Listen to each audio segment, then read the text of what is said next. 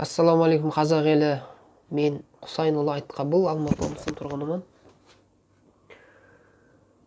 Ел президентіне және де Қазақстан Республикасының құқық қорғау органдарына талап етемін. Серікжан Біләшұлын шартсыз бостандыққа жіберуін. Оның ешқандай қылмысы жоқ. Ол тек қана Қытайдағы қандастарымыздың басына келген нәубетке араша түсті. Оны халықаралық дәрежеде көтерді. Оның істеген іс-әрекеттері ешқандай заңға да адамгершілікке де қайшы емес. Және де Серікжан Біләшұлындай тұлғаның Нобель бейбітшілік сыйлығына әбден лайық екендігін айтқым келеді. 21 ғасырда болып жатқан